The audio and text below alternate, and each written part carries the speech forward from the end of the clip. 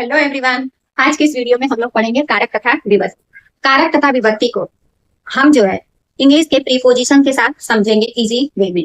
पहले हम कारक के बारे में जानेंगे। कारक क्या होता है? हमारा जो है परीक्षा में जब भी प्रश्न बनता है तो उसमें जो है कारक और विभक्ति से भी रिलेटेड प्रश्न बनते ही बनते हैं। जिस प्रकार संधि हमारे लिए इंपॉर्टेंट है उसी प्रकार हमारे लिए कारक और विभक्ति भी इंपॉर्टेंट है। तो चलिए आज की इस वीडियो में हम लोग विभक्ति को समझेंगे प्रीपोजिशन से कंपेयर करके, और कारक क्या होता है वो भी जानेंगे। तो चलिए, और जो हमारा कंफ्यूजन होता है 6, 7, 8 वो भी क्लियर करेंगे। तो चलिए स्टार्ट करते हैं। हमारा जो है कारक तथा विभक्ति। सबसे पहले कारक। कारक क्या होता है कि कोई वाक्य होता है तो वाक्य में क्रिया की सिद्धि में क्या करता है? सहायता करता है।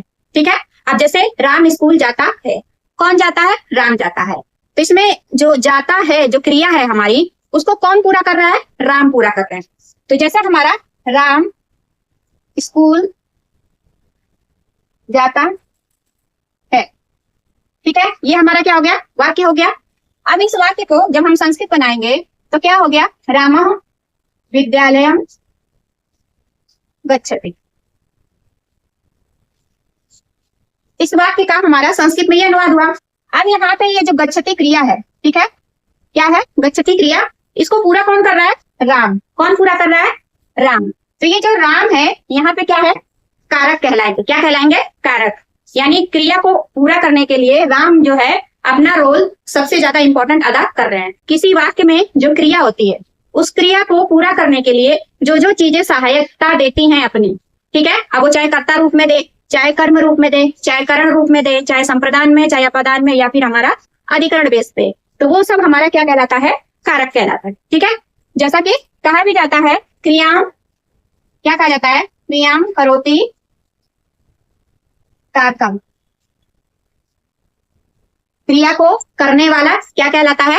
कारक कहलाता है। ठीक है, ये बात समझ में आ गई आप लोगों को।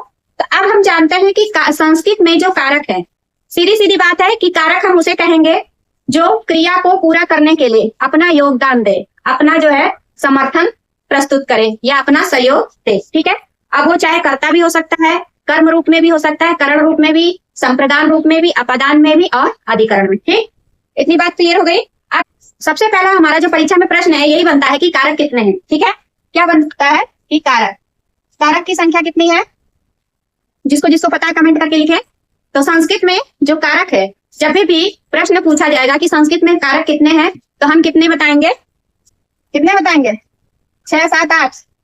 कौन सा सही है बताइए फटाफट कमेंट करके कि कारक कितने हैं। जब भी पूछा जाएगा तो हम क्या बताएंगे? 6 है। ठीक है। 7 और 8 क्या है? हमारी विभक्तियां हैं। अब 8 क्यों है, 7 क्यों है, वो भी मैं बताऊंगी। वीडियो पहले कारक समझ लेते हैं। तो कारक जब भी पूछा जाएगा तब हम क्या बताएंगे? 6। अब ये तो पूछा ही जाता है, साथ ही साथ ये भी पूछा जाता है कि कारक का चिन्ह क्या होता है। ठीक, पहली बात पूछी जाती है कि कारक कितने हैं संस्कृत में, तो 6 हम बताएंगे। अब पूछा जाता है कि संस्कृत में कारक का चिन्ह क्या है। ठीक है, तो इसको भी लिख लीजिए आप लोग। एक तरफ आप लिख लीजिए कारक और एक तरफ आप लिख लीजिए चिन्ह। तो कारक में हमारा पहला जो है आता है कर्ता। पहला कारक हमारा क्या है? कर्ता। और इसका चिन्ह क्या होता है? ने। क्या होता है? कर्ता ने। जैसे दूसरा क्या होता है? कर्म। क्या होता है? कर्म। इसका चिन्ह क्या है? को है। तीसरा है हमारा कारक करण। करण कारक है। अब इसका चिन्ह क्या होता है? से होता है। और क्या होता है? द्वारा होता है। ठीक है। अब है हमारा संप्रदान। संप्रदान का चिन्ह क्या है? के लिए। और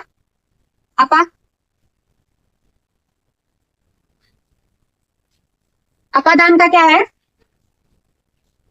से। इसका भी चिन्ह क्या है? से। लेकिन किस अर्थ में है? पृथक, यानी अलग होने के अर्थ में। ये जो तृतीय विभक्ति का से है और ये जो हमारा तृतीय विभक्ति का चिन्ह है और पंचमी का, दोनों का क्या है? से ही होता है। लेकिन क्या है, आपको इस बात का ध्यान रखना है कि जब पंचमी वाला लगेगा तो वो कब लगेगा? जब वो अलगाव रूप में रहेगा, यानी कोई चीज अलग हो रही होगी। ठीक है। और जो से द्वारा है ये इसमें क्या है? साथ रहेगा, सहयोग रहेगा। ठीक, तो ये तो हो गया हमारा अपदान। षष्ठी, इसको हम लोग क्या है?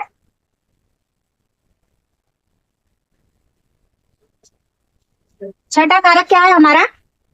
अधिकरण है। क्या है? अधिकरण। इसका चिन्ह क्या होता है? में और पर। ठीक है, अब आप लोग को बता दे, यहाँ पे आपका षष्ठी और संबोधन नहीं देखने को मिल रहा है, नहीं मिल रहा है। कर्ता मिल रहा है, कर्म मिल रहा है, करण मिल रहा है, संप्रदान मिल रहा है, अपदान अधिकरण मिल रहा है। हमारा जो एक आता है षष्ठी, कौन सा? षष्ठी विभक्ति, इसका कारक क्या होता है? संबंध होता है। ठीक है, क्या होता है? संबंध। और इसका चिन्ह क्या होता है? इसका चिन्ह होता है का, की, के। अब इसको कारक क्यों नहीं मानते ये भी अभी जानेंगे। पहले बता दें कि कहीं कहीं पे आपको 8 कारक छोटी क्लासों में बताया जाता है। षष्ठी संबंध, का, की, के, इसका जो चिन्ह है क्या है? का, की, के है। ठीक, एक और है हमारा संबोधन। क्या है? संबोधन। अब संबोधन का चिन्ह क्या है? हे, अरे, वो। कहते हैं ना, हे राम, ऐसे आपका जो है संबोधन के आगे चिन्ह लगा रहेगा। ठीक है, तो ये जो संबोधन और हमारा षष्ठी विभक्ति है, इसको कारक हम नहीं मानते हैं। क्यों नहीं मानते हैं? क्योंकि ये क्या है? क्रिया में प्रत्यक्ष रूप से सपोर्ट नहीं करते हैं। सपोर्ट होता है इनका, लेकिन किस तरह से? अप्रत्यक्ष रूप से। जैसे किसी की भी हम 2 प्रकार से हेल्प करते हैं, एक डायरेक्ट और एक इनडायरेक्ट। ठीक है, तो जो डायरेक्ट है उसको बोलते हैं हिंदी में प्रत्यक्ष, और इनडायरेक्ट को इनडायरेक्ट हेल्प को हम क्या बोलते हैं? अप्रत्यक्ष। तो यहाँ पे जो हमारा षष्ठी विभक्ति है, षष्ठी विभक्ति का जो कारक है वो क्या है? संबंध कारक है, संबंध को बताना है। और इसका चिन्ह क्या है? का, की, के है। और संबोधन ये क्या है? हे, अरे, वो इसका चिन्ह है। लेकिन इन दोनों को क्या बोलते हैं? कारक नहीं बोलते हैं। क्या बोलते हैं? ये षष्ठी और संबोधन क्या है? यहाँ पे उपकारक है। क्या है? उपकारक है। क्योंकि क्रिया की पूर्ति के लिए इनका जो सपोर्ट होता है क्या होता है? इनडायरेक्ट रूप से होता है। और इन 6 का क्या है? डायरेक्ट रूप से होता है। तो जब डायरेक्ट रूप से है तो इनका मेन काम है, आप यूं समझ लीजिए कि जो 1 से लेके 6 ये है, इसका डायरेक्ट काम होता है, इसलिए कारक में इनकी गिनती होती है। और षष्ठी और संबोधन का क्या है? इनडायरेक्ट रूप में हेल्प करता है, इसलिए इसको क्या बोलते हैं? उपकारक बोलते हैं। ठीक, इतनी बात क्लियर हो गई। तो संस्कृत में जब भी प्रश्न पूछा जाएगा कि कारक कितने हैं, तो हम 6 बताएंगे, और उपकारक कौन है, कितने हैं? तो 2 है। और उपकारक कौन कौन सा है? षष्ठी विभक्ति और अधिक संबोधन। ठीक है, संबोधन में भी हमारा प्रथमा विभक्ति का ही रूप चलता है। ठीक, अब ये संबोधन और षष्ठी जो है कारक क्यों नहीं कहलाते? क्योंकि ये क्रिया में क्या है? अपनी जो भागीदारी है प्रत्यक्ष रूप से नहीं देते हैं, अप्रत्यक्ष रूप से देते हैं, इसलिए इसको कारक नहीं मानते हैं। ठीक, ये जो कंफ्यूजन है क्लियर हो गया आप लोगों का? ठीक है, इसको क्या बोलते हैं? हम उपकारक बोलते हैं। क्यों? क्योंकि ये इनडायरेक्टली हेल्प करता है, इसलिए। और ये जो 6 है क्या है? डायरेक्ट रूप से। ठीक, इतनी बात समझ में आ गई आपको? कारक जो है क्लियर हो गया कि किसी वाक्य में क्रिया को पूरा करने के लिए जो अपना सहयोग देगा, अब वो चाहे किसी रूप में हो सकता है, चाहे कर्ता रूप में, चाहे कर्म में, चाहे करण में, चाहे संप्रदान, चाहे अपदान, या फिर अधिकरण यानी आधार रूप में। ठीक है, इन 6 में से कुछ भी हो सकता है। संबंध और संबोधन का भी हो सकता है, लेकिन क्या है? इनडायरेक्ट रूप में। ठीक, इतनी बात क्लियर हो गई। अब चलिए समझते हैं विभक्ति। क्या समझते हैं? विभक्ति। तो कारक क्लियर हो गया। अब जैसे बोलते हैं राम ने, ठीक है, क्या बोलते हैं? राम ने, तो क्या बोलते हैं? रामम। अब बोलते हैं राम को, तो क्या बोलते हैं हम? रामम। राम से, तब क्या बोलते हैं? रामेण। राम के लिए क्या बोलते हैं? रामाय। राम से क्या बोलते हैं? रामात। फिर आता है राम का, तब क्या बोलते हैं? रामस्य। फिर आता है राम में, तब हम क्या बोलते हैं? रामे। और आखिरी में आता है हे राम, हे राम। अब ये जो हमारा है क्या रूप है? विभक्ति रूप है। क्या? विभक्ति। तो संस्कृत में अब ये देखिए, सब में राम राम राम एक शब्द है कि नहीं? बस क्या बदला है? ने, फो, से, के लिए, से, का, में, और यहाँ पे अंत में क्या है? संबोधन। ठीक, अब इस पूरे शब्दों में देखिए ये क्या है? विभक्ति है। क्या है? विभक्ति हम समझ रहे हैं। तो क्या विभक्ति जब भी पूछा जाएगा तो हम कितना बताएंगे? 7। कितना बताएंगे? 7। अब 7 क्यों होती है? पहले इसको प्रीपोजिशन के बेस पे समझ ले, फिर बताती हूँ। ठीक है, ये जैसे है राम ने, तो राम ने, इसमें जो ये ने शब्द है क्या है? ने। और इसमें क्या है? को। इंग्लिश में को बोलते हैं ना टू, क्या बोलते हैं? टू। कहता है ना आई गो टू, या go to school, go to market, तो टू यानी को आता है कि नहीं आता है? तो ये इंग्लिश का प्रीपोजिशन टू जो है इस को इंडिकेट कर रहा है कि नहीं कर रहा है? अब है राम से। अब राम से जब बोले हैं तो यहाँ पे जो हमारा से है, इस से को हम बोलते हैं ना कि बाय बस, क्या बोलते हैं? बाय बस बोलते हैं कि नहीं बोलते हैं? या फिर विथ पेन, विथ पेन बोलते हैं कि नहीं बोलते हैं? और यहाँ पे इसको क्या बोलते हैं? सब्जेक्ट बोलते हैं। क्या बोलते हैं? सब्जेक्ट। अब यहाँ पे जो ये से है, यहाँ पे प्रीपोजिशन जो इंग्लिश में हम बाय बस पढ़ते हैं, या बाय ट्रेन, बाय बाइसिकल, या फिर with pen, with marker, with pencil, ठीक है, विथ बैग, ये सब पढ़ते हैं कि नहीं पढ़ते? तो ये देखिए प्रीपोजिशन इंग्लिश का है ना। अब बस अंतर क्या है वो बताऊंगी अभी, पहले इसको देख लीजिए प्रीपोजिशन से कनेक्ट हो रहा है कि नहीं हो रहा है। जैसे आपको विभक्ति बहुत टफ लगती है, नहीं समझ में आ रही है, तो इसलिए मैं इस बेस पे बता रही हूँ। अगला है हमारा राम के लिए, क्या है? के लिए। अब जैसे अब इसी के लिए को हम इंग्लिश में क्या बोलते हैं? फॉर बोलते हैं। क्या बोलते हैं? फॉर बोलते हैं कि नहीं बोलते हैं? तो ये फॉर क्या है? प्रीपोजिशन है इंग्लिश का, और संस्कृत में वो वही हिंदी में जो के लिए है वो क्या है? शब्द रूप में काम कर रहा है। किस में काम कर रहा है? शब्द रूप में। अब आया हमारा अगला रामार्थ। ये जो हमारा रामार्थ है, रामार्थ में जो ये से है, यहाँ पे ये जो से है किस रूप में है? अलग होने के अर्थ में। यहाँ पे तो द्वारा यानी जुड़ा हुआ है तृतीया में, लेकिन हमारा जो है पंचमी में हमारा अलग होने के अर्थ में होता है। तो इसको क्या बोलते हैं? अलग होने के लिए फ्रॉम बोलते हैं ना। From house, from Delhi, from Mumbai use करते हैं कि नहीं करते हैं? ठीक है, इस तरह से। फिर आ गया राम का। अब जैसे राम का जब हम बोलते हैं तो यहाँ पे क्या आता है हिंदी में, संस्कृत में? का की से है, ठीक है। अब इसी को इंग्लिश का जो प्रीपोजिशन ऑफ है, क्या है? ऑफ। ये क्या है? हमारा इंग्लिश का प्रीपोजिशन है, और ये क्या है? संस्कृत का चिन्ह है, ठीक। अगला आ गया हमारा राम में। तो ये जो में और पर है, ठीक है, ये संस्कृत का कारक चिन्ह है, और इसी को इंग्लिश में हम क्या बोलते हैं? इन बोलते हैं, या फिर इनटू बोलते हैं, या ऑन बोलते हैं। बोलते हैं कि नहीं बोलते हैं? इन बोलेंगे यानी में बोलते हैं ना, इन गार्डन, और ऑन बोलते हैं तो ऑन मैट, ठीक है, ऑन टेबल, ठीक है, इनटू बॉक्स। ये सारे शब्द क्या है? इस सप्तमी के लिए प्रयोग होता है। फिर है हे राम। इसमें क्या होता है? इसमें हमारा आ जाता है हे अरे हो। अब इसको जो है हम इंग्लिश का कौन सा प्रीपोजिशन प्रयोग करते हैं? कहते हैं ना ओह, ओ माय गॉड बोलते हैं कि नहीं बोलते हैं? हाँ, या फिर बोलते हैं जैसे आश्चर्यचकित होके बोलते हैं ना, हाँ, ठीक है। तो ये सारे शब्द क्या हमारे इंग्लिश के प्रीपोजिशन है। पूरे चार्ट को देखिए, आपको समझ में आ रहा है किस तरह प्रीपोजिशन इंग्लिश का जो है संस्कृत में जो है हमारा विभक्ति के रूप में काम कर रहा है।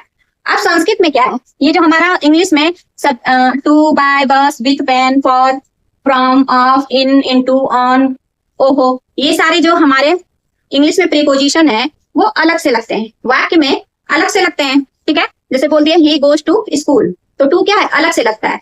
लेकिन जो हमारा संस्कृत है, ठीक है, संस्कृत में क्या होता है कि वो जो इंग्लिश का प्रीपोजिशन है वही काम जो है हमारा संस्कृत में विभक्ति का है, ठीक है। कुल मिला के आप ये समझ सकते हैं कि जैसे इंग्लिश में वाक्य को पूरा करने के लिए प्रीपोजिशन लगाते हैं, वैसे ही हमारा संस्कृत में वाक्य को पूरा करने के लिए विभक्ति का काम है। बस अंतर क्या है कि इंग्लिश में जो है प्रीपोजिशन जो है अलग से लगाते हैं, ठीक है, उसकी मतलब अलग से नाम दे रखा है कि तुम्हारा ये काम है, तुम्हारा ये काम। लेकिन संस्कृत में क्या है? वो शब्द रूप में काम करता है। किस रूप में? शब्द रूप में। अब संस्कृत में जो हमारी विभक्ति है पूछा जाएगा तब हम कितना बताएंगे? 7 बताएंगे। अब ये 7 क्यों है? क्योंकि जो हमारा सुप प्रत्यय है, ठीक है, जो सुप प्रत्यय लगता है हमारा शब्द रूप बनाने के लिए सु जस्ट करके, उसमें क्या 21 है, एक वचन, द्विवचन, बहुवचन। तो 7 इंटू 3 कितने हो गया? 21। तो ये 7 विभक्ति और ये 3 क्या है? वचन है। तो ये जो हमारा 21 सुप प्रत्यय लगता है शब्द के पीछे में, तो वो शब्द के साथ ही लगता है, ठीक है।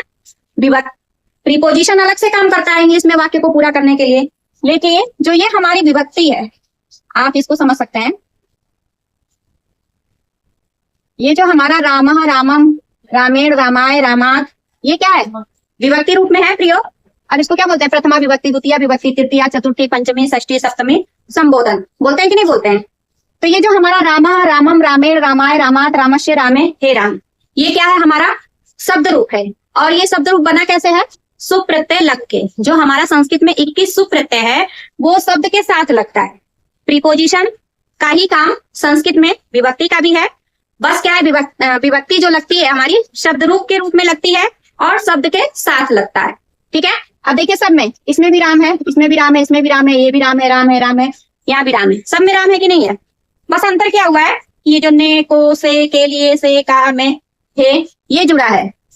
तो किस में जुड़ा है? राम शब्द में ही ना जुड़ा है। यहाँ पे भी देखिए राम है, ये भी राम है, ये भी राम है, ये भी राम है, ये भी राम है, ये भी राम है, ये भी राम है, ये भी राम है कि नहीं? बस यहाँ विसर्ग लगा है, यहाँ क्या है? म लगा है, यहाँ क्या है? अणा लगा है, यहाँ क्या लगा है? य लगा है, और यहाँ पे क्या लगा है? त, यहाँ पे क्या लगा है? श, और यहाँ पे क्या लगा है? ए, और यहाँ पे क्या लगा है? हे। समझ में आ रही है बात? तो जो शब्द राम था, जो राम शब्द था, उसमें जो हमारा 21 सुप प्रत्यय है वो लगा है और वही क्या बन गया है? शब्द रूप में बन गया है। अब वो शब्द रूप किस तरह से काम करता है उसको हम बोलते हैं विभक्ति। क्या बोलते हैं? विभक्ति। अब ये जो पहला है इसको क्या बोलते हैं? प्रथमा विभक्ति। क्या बोलते हैं? प्रथमा। इसको दूसरे वाले को क्या बोलते हैं? द्वितीया। तीसरे वाले को क्या बोलते हैं? तृतीया। चौथे वाले को क्या बोलते हैं? चतुर्थी।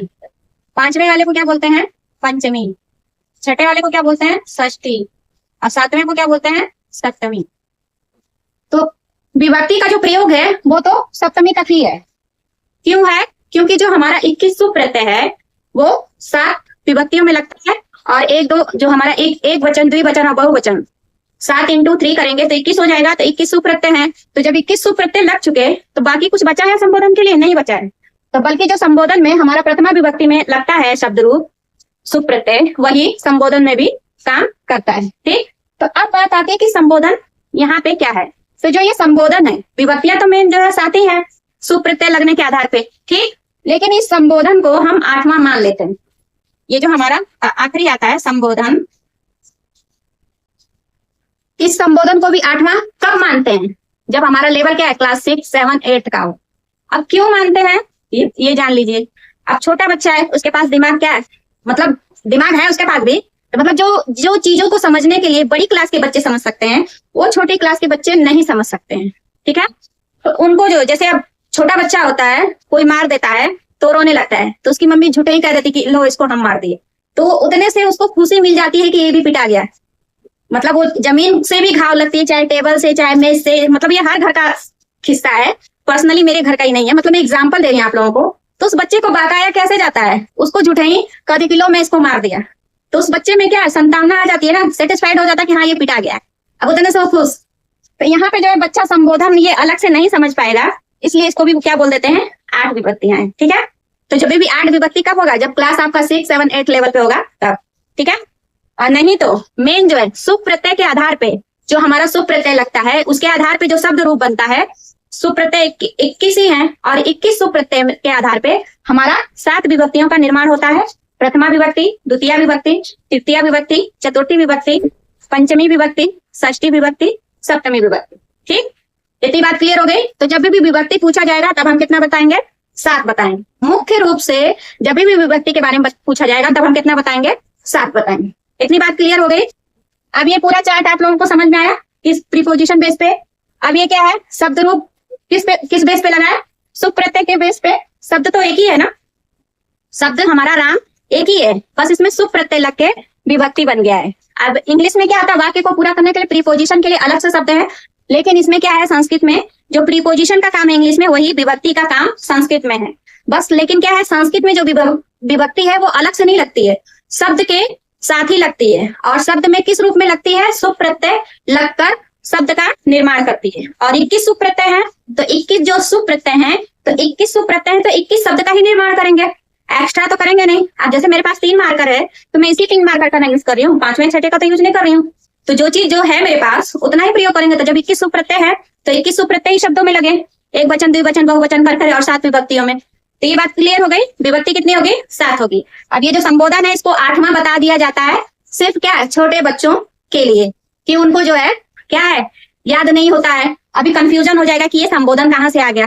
छोटे बच्चे जो ये कहते हैं कि ये चीज तो समझ में आई, क्रम से अभी आप बताएंगे उसको चीज तो समझ जाएगा। अब उसमें बीच में कुछ एक्स्ट्रा आप डाल देंगे तो पूछेगा जरूर कि ये आया कहाँ से। तो अब माइंड तो उसको बहकाने के लिए क्या कर देते हैं कि ये जो संबोधन है ये 8वीं विभक्ति है, ठीक है। तो जब 8 विभक्ति पूछा जाएगा तो 6, 7, 8 का लेवल है, और मुख्य रूप से विभक्ति 7 ही होती है। किस बेस पे? सुप प्रत्यय लगने के बेस पे, ठीक। आ गई बात समझ में। और जब कारक पूछा जाएगा तब हमारा क्या है, कितना बताएंगे?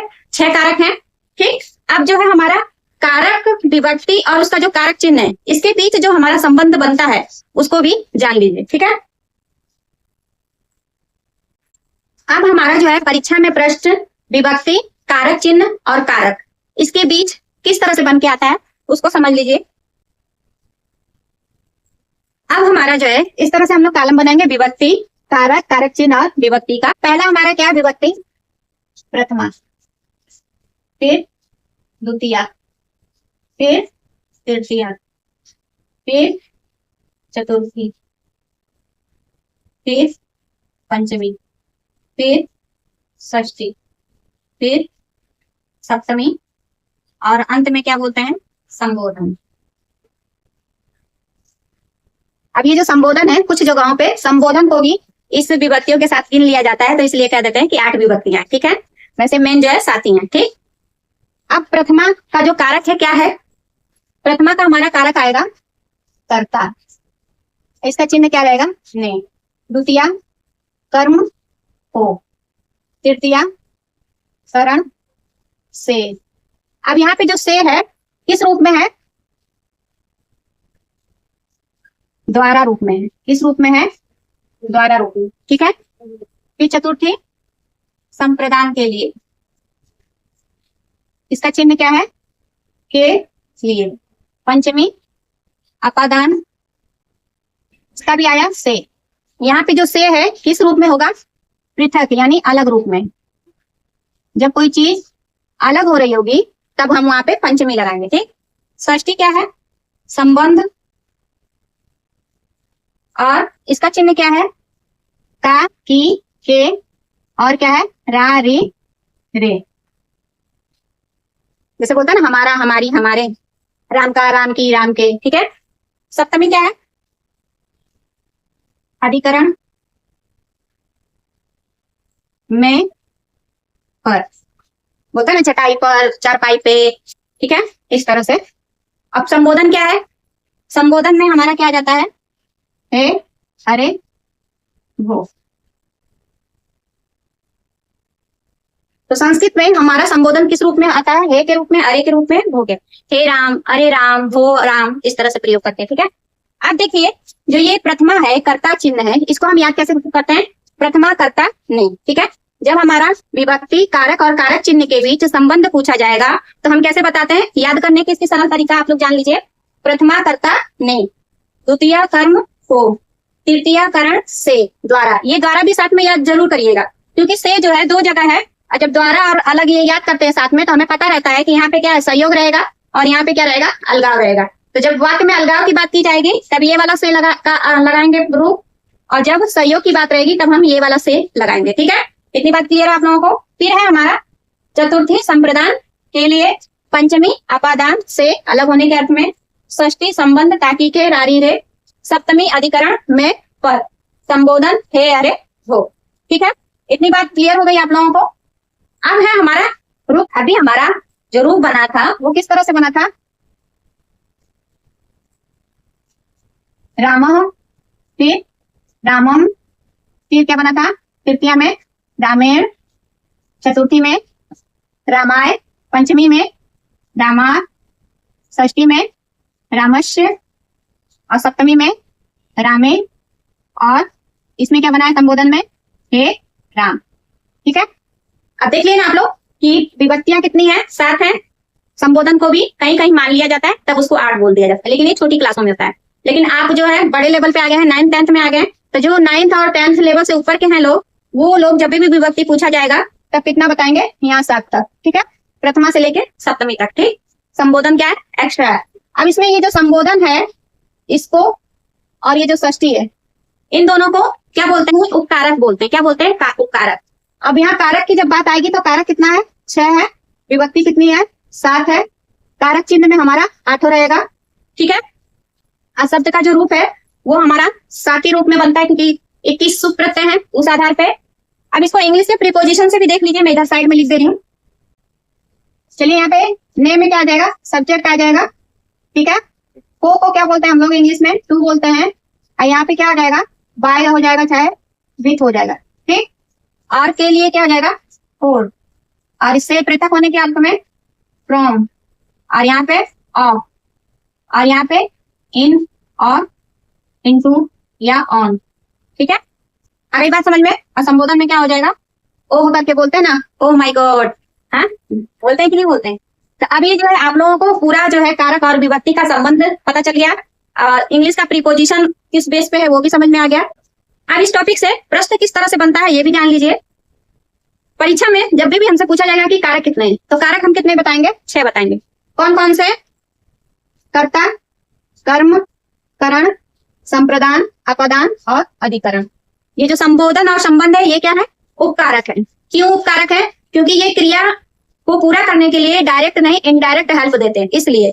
तो संबंध और संबोधन को यानी षष्ठी और संबोधन को उपकारक भी बोलते हैं, ठीक है। यदि प्रश्न बन गया कि उपकारक कौन कौन से हैं, तो षष्ठी विभक्ति का और संबंध जो है, संबंध और संबोधन क्या है? उपकारक कहलाते हैं। क्यों कहलाते हैं? क्योंकि इनका जो सहयोग है अप्रत्यक्ष रूप से होता है। क्रिया का जो प्रत्यक्ष रूप से सपोर्ट करता है वो कारक में जाता है, और जो क्रिया का सपोर्ट अप्रत्यक्ष रूप से करता है यानी इनडायरेक्ट रूप से करते हैं तो वो किस में जाता है? उपकारक में जाता है। तो उपकारक कितने हैं? षष्ठी और संबोधन, 2 उपकारक हैं, ठीक। अब अगला प्रश्न क्या है? विभक्ति। तो छोटे लेवल में यानी 6, 7, 8 यदि पूछा तब तो आप विभक्ति 8 बताइएगा क्योंकि उसमें संबोधन को भी गिना जाता है, ठीक। वो आप लोगों की मतलब सहूलियत के लिए कि याद बच्चा आसानी से याद कर ले, ठीक है। अब वो संबोधन अलग से जब जानेगा तो कहेगा कि ये संबोधन कहाँ से आया, इसलिए उसको इसी में ऐड करके याद करवाने के लिए बता दिया जाता है। अब मुख्य रूप से जो 9th 10th 11th 12th या ऊपर है टेट सीटेट केवीएस के लिए, तो विभक्ति जब भी पूछी जाएगी तो कितने बताएंगे? 7। अब 7 विभक्ति कैसे हुई कि हमारे जो 21 सुप प्रत्यय हैं तो उसमें 7 विभक्तियां हैं, प्रथमा, द्वितीय, तृतीय, चतुर्थी, पंचमी, षष्ठी, सप्तमी करके, और 3 वचन होते हैं, एक वचन, द्विवचन, बहुवचन। तो 7 × 3 21 हो गया, यानी 21 सुप प्रत्यय लग के 21 शब्द बनाएंगे। अब जब 21 शब्द बन गया तो संबोधन के लिए बचा ही क्या? तो संबोधन क्या है? प्रथमा से हेल्प लेके उसको बनाता है, ठीक। अब अगला हमारा क्या है? रूप पूछ दिया जाता तो इस तरह से बनेगा। अब इंग्लिश में मैंने प्रीपोजिशन के तरह से इसलिए समझाया क्योंकि हम विभक्ति वैसे नहीं समझ पाते। अगर हम ये जान जाएंगे कि जो काम प्रीपोजिशन का है इंग्लिश में वही काम संस्कृत में विभक्ति का है। बस अंतर क्या है कि इंग्लिश में जो प्रीपोजिशन है वो अलग से लगता है, लेकिन संस्कृत में जो विभक्ति है वो शब्द के साथ चलती है। अब देखिए रामा, रामम, रामेण, रामायण। अब इसमें ये जो माँ है, य है, त है, अस्य है, ए का मात्रा लगा है, सब साथ में, राम शब्द में साथ ही में लगा है ना, अलग से लगा है? नहीं लगा है। विभक्ति जो है संस्कृत में प्रीपोजिशन की तरह ही काम करता है, बस शब्द क्या है कि ये शब्द के साथ लगा रहता है, ठीक। और रूप बना के इस रूप में प्रस्तुत होता है, और इसको क्या बोलते हैं? हम शब्द रूप भी बोलते हैं। तो विभक्तियां, कारक और कारक चिन्ह, इसका संबंध किस तरह से आता है ये भी पूछा जाता है कि इस जैसे पूछ देता है कि करण कारक का कारक चिन्ह क्या है। तब हम क्या करेंगे? पूरा आसानी से याद कर लीजिए, वो आसान रहेगा। फिर कोई भी हमारा कारक चिन्ह पूछा जाएगा, चाहे कारक पूछा जाएगा तो हम तुरंत बता देंगे। अब कैसे याद करेंगे? प्रथमा कर्ता ने, द्वितीय कर्म को, तृतीय करण से द्वारा, चतुर्थी संप्रदान के लिए, पंचमी अपादान से पृथक अलग होने के अर्थ में, षष्ठी संबंध काकी के रारी रे, सप्तमी अधिकरण में पर, ठीक है। फिर अंत में आता है हमारा संबोधन हे अरे भो। तो ये हो गया हमारा किस तरह से प्रश्न परीक्षा में बनता है। प्रश्न हमारा जैसे पूछ देता है कि पंचमी जो विभक्ति है उसका कारक चिन्ह क्या है, इस तरह से भी पूछ सकता है। विभक्ति से भी रिलेटेड करके कारक चिन्ह पूछ सकता है, और कारक चिन्ह से भी डायरेक्ट पूछ सकता है कि संप्रदान का कारक चिन्ह क्या है, इस तरह से भी पूछ सकता है। या फिर चतुर्थी विभक्ति का कारक चिन्ह क्या है, इस तरह से भी पूछ सकता है, ठीक है। तो प्रश्नों का लेवल समझ में आ गया आप लोगों को। विभक्ति पूछ देगा, चाहे कारक पूछ देगा, चाहे कारक चिन्ह पूछ देगा, ठीक है। तीनों के बीच जो है कॉम्बिनेशन करके पूछ सकता है, मिला के प्रश्न, ठीक। इतनी बात समझ में आ गई। तो चलिए फटाफट हम लोग रिवीजन कर लेते हैं। मैंने जो है इस वीडियो में जितना जानना था हम लोगों को उतना सब कुछ इजी वे में बताने की पूरी कोशिश की हूँ कि आप जो है 0 लेवल के भी हैं, संस्कृत ले लिए हैं, तो क्लास को देखेंगे तो आपको समझ में आ जाए। अब बात आती है कि हम लोग क्या क्या पढ़े हैं। तो आज की इस वीडियो में हम सबसे पहले पढ़े हैं कारक। तो कारक क्या होता है कि कोई वाक्य है उसमें जो क्रिया को पूरा करने के लिए जो शब्द अपना योगदान देते हैं, यानी जो सहायता करते हैं। अब जैसे हम सब्जी बनाते हैं, अब एक सब्जी बनती है, अब उसमें मिर्च भी पड़ता है, लहसुन भी पड़ता है, मिर्चा भी पड़ता है, मसाला भी पड़ता है, नमक भी पड़ता है, हरा धनिया भी पड़ता है, सब मटेरियल पड़ता है कि नहीं पड़ता है, तेल भी पड़ता है, चाहे घी भी पड़ता है डालो तो, ठीक है। तो जिस तरह सब्जी को बनाने के लिए उसमें कई सामान पड़ते हैं, तो वैसे ही क्रिया को पूरा करने के लिए ये जो कारक है अपना जो है कहीं ना कहीं योगदान देते हैं। तो ये क्या हो गया, हमारा कारक हो गया। तो क्रिया का प्रत्यक्ष रूप से जो सपोर्ट करेगा वो कारक कहलाएगा। अब वो कारक कितने हैं, 6 हैं। कर्ता ने कर्म को करण से, संप्रदान के लिए, अपादान से, अधिकरण में पर। जो हमारा उपकारक माना जाएगा कौन कौन सा, षष्ठी का संबंध और संबोधन। तो संबंध और संबोधन को उपकारक बोलते हैं। क्यों बोलते हैं, क्योंकि इनका जो क्रिया के साथ संबंध होता है वो क्या होता है, इनडायरेक्ट रूप से होता है, यानी अप्रत्यक्ष रूप से होता है। तो प्रत्यक्ष रूप से नहीं होने की वजह से इसको क्या बोलते हैं, उपकारक बोलते हैं, संबंध और संबोधन को। ठीक, ये बात क्लियर हो गई। अब आप बात आती है कि विभक्ति। तो संस्कृत में जो विभक्ति है मुख्य रूप से 7 है। 7 क्यों है कि जो हमारा सुप प्रत्यय है वो 21 है। अब वो जो 21 सुप प्रत्यय है वो किस तरह से लगता है, 7 विभक्तियों में लगता है और 3 वचनों में लगता है। तो 7 या 21 शब्द रूप बन के तैयार हो गए। अब जब 21 के अलावा कुछ बचेगा नहीं तो संबोधन तो वैसे ही अटके रह गए, तो संबोधन बाय कट हो गए। ठीक है, अब बात आती है कि कारक चिन्ह। तो जब भी कारक चिन्ह पूछा जाएगा तो ये कारक चिन्ह है, कर्ता ने कर्म को करण से, संप्रदान के लिए, अपादान से, संबंध काकी रारीरे, अधिकरण में पर, संबोधन हे अरे हो। ठीक है, इसको बस इसको बना के आप लोग सामने रख लीजिएगा, सुबह उठिएगा 2-3 दिन याद करेंगे, याद हो जाएगा। और जब इसको याद कर लेंगे तो विभक्ति, कारक और कारक चिन्ह से कोई भी प्रश्न बन के आएगा आप आसानी से बता देंगे। ठीक है, अब इंग्लिश में इसका प्रीपोजिशन किस तरह से यूज होता है ये भी आप लोग जान ही गए, जैसे to with, by pen, with pen, by bus, या फिर for, from, house, of, Ram of या रामाज, ऐसे करके पढ़ते हैं ना। इन गार्डन, इनटू, बॉक्स या ऑन मैट, बोलते हैं कि नहीं बोलते। तो प्रीपोजिशन बेस पे भी समझ गए विभक्ति, वैसे संस्कृत के बेस पे भी समझ गए संस्कृत। ठीक है, प्रश्न किस तरह से बनेगा ये भी मैंने बता दिया। कारक पूछ देगा, विभक्ति पूछ देगा, कितने हैं, ठीक है, इनका संबंध क्या है, इसका कारक चिन्ह क्या है। इसी तरह से प्रश्न बन के आता है कारक और क्रिया से। तो क्रिया को पूरा करने के लिए जो जो शब्द अपना साथ देंगे वही कारक कहलाते हैं। और विभक्ति जो हमारे 21 सुप्रत्यय हैं वो शब्द में लगते हैं, और जो शब्द रूप बनता है वही हमारा क्या है, विभक्ति रूप में प्रयोग होता है। बस क्या है, अब इंग्लिश में जैसे प्रीपोजिशन अलग से लगता है, लेकिन संस्कृत में जो हमारा विभक्ति है वो शब्द के साथ ही शब्द रूप के रूप में प्रयोग होता है। कुल मिला के हमारा सारा यही जो है निचोड़ निकल के आता है कारक और विभक्ति से। ठीक है, तो मैं आप लोगों को ये भी बता दूं कि यदि आप 6, 7, 8 में है तब तो कारक और विभक्ति जो है 8-8 बताइएगा, लेकिन आप 9, 10, 11, 12 और क्या कहते हैं टेट, सीटेट, केबीएस की तैयारी कर रहे हैं तब आप 7 विभक्ति बताएंगे और 6 कारक बताएंगे। ठीक, ये डाउट जो है क्लियर कर लीजिएगा। ठीक है, तो चलिए मिलते हैं हम अगले टॉपिक में। जो हमारा जो अगला टॉपिक है विभक्ति के प्रकार ये रहेगा, उसमें जो है हम लोग विभक्ति के प्रकार को आसानी से समझेंगे। ठीक है, कि उपपद विभक्ति क्या है, कारक विभक्ति क्या है। ठीक, और आज की जो ये वीडियो है आप लोगों को कैसी लगी कमेंट करके जरूर बताइए। आप लोगों ने इसमें नया कुछ सीखा है तो लाइक कर दीजिएगा, और चैनल पे पहली बार आए हैं या आपको चैनल से कुछ जानकारी एक्स्ट्रा मिल रही है ट्रिकी तरीके से तो चैनल को सब्सक्राइब जरूर कर लीजिए ताकि संस्कृत आप लोगों को इजी वे में आ जाए। ठीक है, तो चलिए मिलते हैं अगली वीडियो में। तो आप लोगों को क्या क्या करना है, सब्सक्राइब करना है, लाइक करना है, साथ ही साथ कमेंट भी करना है, और क्या करना है, शेयर भी करना है। ठीक है, जो आपके यार दोस्त मित्र हैं उनको शेयर भी करना है। और मैं आप लोगों से एक प्रश्न दे रही हूँ कि उपकारक कौन कौन से हैं। ठीक है, पूरा जो पढ़े हैं आप लोग आप लोगों का होमवर्क है उपकारक कौन कौन सा है। ठीक है, तो चलिए मिलते हैं अगली वीडियो में विभक्ति के प्रकार के साथ। तब तक के लिए जय हिंद, जय भारत।